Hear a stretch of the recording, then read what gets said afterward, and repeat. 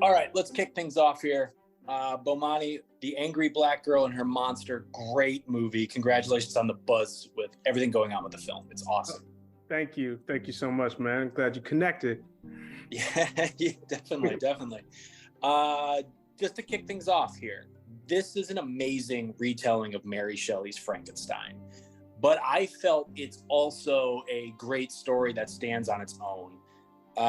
As the writer and the director, but I want to talk about the writing side first. What was the writing process like with making this film? My writing process is very frustrating. The only way I can describe it is trying to navigate through a maze and all the lights are off. And you will bump into a wall, right? And then that wall lights up. And so like, well, you know, that goes that way, whatever. And so you basically keep navigating this maze and bumping into walls and being frustrated because you don't know where you're going until the maze lights up. Once you have that, now you see where the story goes. And then I can kind of like go in and do my thing. It's very frustrating and very long, but like it gets me through the thing, and like it's how I kind of attack this. That is, I don't know if this is going to be on the record or off the record, but that is one of the most accurate representations of writing anything from screenplays to articles or whatever. Thank you. Thank you for sharing. I'm leaving that in. Thank you for sharing that. With this being a retelling or a reimagining, whatever you want to call it, of Mary Shelley's Frankenstein, if you want to rub too close to that, did any of that come? Did that idea come organically, or did you just kind of start chipping away at something? You went, "Oh my God, this is something kind of like that," and I dig it. Yeah. No, I mean, I read the book when I was fresh out of high school and adored it. You know, I loved it so much, and I resonated with a lot of the themes. I thought a lot of interpretations of it were leaving stuff on the floor that I thought were really cool. And so I wanted to do something with it. So like, but I didn't know what. You know, I just knew I wanted to do something. I didn't have the language or the tools to do that. Maze analogy.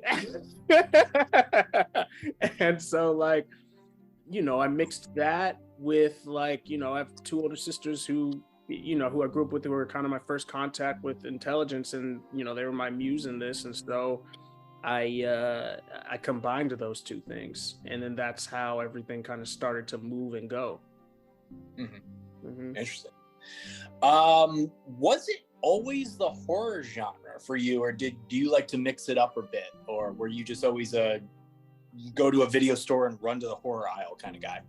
Yeah, no, like I've always had a love of horror since I was a kid. You know, I've always loved horror movies. So like that has, you know, kind of been a backbone of just me in general since childhood all the way till even now. You know, I'm constantly seeking horror movies that I love. And there's been a lot of recent ones that I've loved too. So horror's always been in the back of my mind as a filmmaker, and it's a genre that I feel like, you know, it's like I don't see myself leaving it behind, you know, doing it just to launch myself. Like I'm going to return to it, you know. So yeah. All right. About the movie here, I thought it was flawless casting across the board, from your leads to your supporting roles. I mean, Chad Coleman, I'm a big fan of, all the way down to the not very nice teacher. I'll talk about that scene a little bit. I got a question about that. Sure. Just talk about piecing this team of on-screen talent together. And, you know, did anybody kind of come in that you didn't expect to be like this, just knock you flat with their read? Just what was it like putting this together?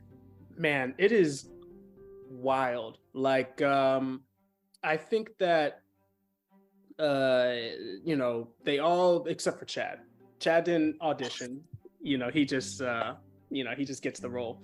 But from The Walking Dead, you know. Yeah, right. Walking Dead and The Wire, and yeah. He's just phenomenal. So, but the rest of the cast, like Leia came in and auditioned and just completely smacked it out of the park and like floored me, you know, with her performance and her take on the performance and her endurance and all the tools she has. Like she just it was just phenomenal. And then it paid off in dividends, to me at least. Like, I just think that she was incredible. And so the rest of the cast basically followed suit. They all came in and auditioned and really just brought so much to these roles, even like our core, when it was Leia and Riley for Aisha and Amani for Jada and Keith for Jamal and Denzel for, it's like, and Chad, like, these were phenomenal performances, and Dale and Tracy. But like, even some of the more subsidiary characters, like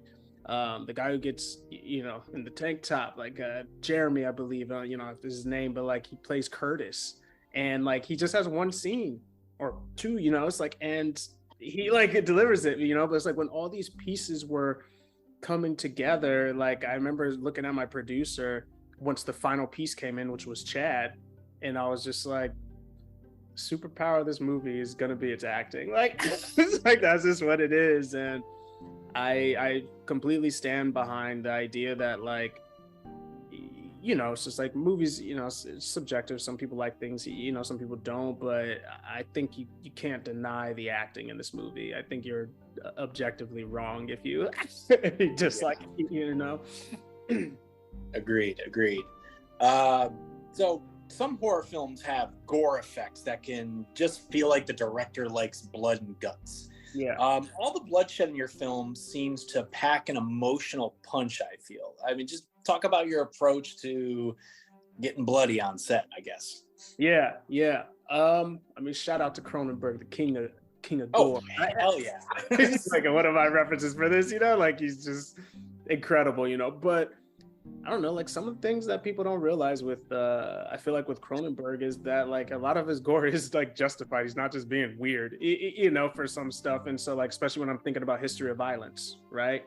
And so, like, a lot of that stuff is like, and so to me, it's like always trying to, service the story, what it means to the story. And like, that's not to say that shock value gore isn't, any better, any worse. But for me with this one, it was more like servicing the fundamentals of storytelling and aspiring to achieve that, so, because to me, like, a lot of violence and gore will have a stronger effect when it is contrasted against that. It's just like when I have a gore fest and I sort of become desensitized, or it becomes fun or funny, entertaining, which is good if that's what you're going for. But for me, I was trying to have an impactful effect on it, and I think contrasting against those fundamentals really helped that. Mm-hmm, definitely. You mentioned Cronenberg and the gore, and I mean, yeah, things like The Fly and The Brood always had like crazy gore effects that also might make you cry, for Christ's sakes. Yeah. But so you mentioned that, but like, I also wanted to ask you just about other filmmaking inspirations or other films that you either brought to the table with crafting this movie, or just in general, like who are your gods of filmmaking? Yeah, I mean, in general, like, the people who really like kind of busted my ideas open, like, it, I have to give you two answers. Like, growing up, the films that I was just like constantly watching, that were, this was, Boys in the Hood and Menace to Society and Love and Basketball. Like, these films were just like, but I didn't understand them as an art form back then. I was just kind of consuming, but they had such an emotional influence and impact on me. But then once I started really getting into cinema and seeing the craft behind it, those films like became much more important to me, right? Like, because I started understanding, like, oh, there's like people behind this, right? You have that awakening. And then on top of that, to like add to those films, like people like, Aronofsky, who, it's like, I love The Fountain, Death is a Disease is my homage to The Fountain. And David Lynch, like, I love his movies. And it's like a, big PTA fan, it's just like these, and Billy Wilder, it's like, he's someone that was huge for me. So it's like, these filmmakers were really just people who like shape-shifted how I see cinema and how I think it can, be expressed. Yeah, you're speaking my language, man. Sure. So great horror to me is also great drama, and great horror puts a mirror up to society. Mm-hmm. Whether it's anything from the classroom scene early on to that bit about Christopher Columbus, mm-hmm. What do you think thematically this film is trying to convey? Well, you know, it's like I want to be careful with that because you know, I want to protect the relationship between the story and the audience. You know, so Okay. I think movies can have a lot of different thematics going. You know, of course, I have my own hopes and dreams of what I want to achieve. You know, but at the end of the day, I think it's what's important to me is that you walk into the cinema with, you know, whatever expectation you have for what you're going to get and leave with more than what you bought it for. And, you know, just hoping the audience has a good ride, you know, they leave with some thoughts in their head, you know, about life. Yeah. And, you know, as you said earlier, I do think the mark of an incredible horror movie that I'm always trying to achieve is, you know, you have your, I'll use Jaws as the example. You have your shark, your monster, but then you leave and you with real world fears of like, I don't want to swim in the ocean. Yeah. Right? You know, it's like, so like, I hope that this movie is able to achieve something like that. All right. That kind of answered my very last question. So, so I'm actually going to jump back and do my second to last question. So I apologize if this interview kind of ends on like, I don't know what kind of note, but I want to talk about the monster. Like, what was it's kind of hiding in the shadows, but then you get to see little glimpses of it, not the facial reconstruction and everything. I really admired the makeup and the stature of it. I mean, I could say the inspiration, what was the inspiration for it, you know, was the other Frankenstein movies, but was there anything else you had going on with crafting the design of the monster? Yeah, I mean, the monster, I mean, shout out to Christina Cordon. She was our creature effects person and gore effects in the movie. She was a one-woman band, so she really just, she was fucking shit up in there. Like, she did a phenomenal job. But yeah, I mean, for me with the monster, I was like, the big thing I was always thinking about was just like, look, man, this girl's trafficking in corpses. Okay, so like, you know, so it's like, that is, you know, you can't get away from that. So, and they all shouldn't be looking perfect, right? Like, it shouldn't look like this perfect being. You know, something's going to be rotting, some stuff is going to be working, and like, it shouldn't be this perfect symmetrical thing. So for me, I was just kind of pulling from, you know, I told her that, so we were really looking at how to make, you know, what does that look like, a human being who is like stitched together? Because like, if you put this piece of your face on, it's not going to perfectly fit if it's from someone else.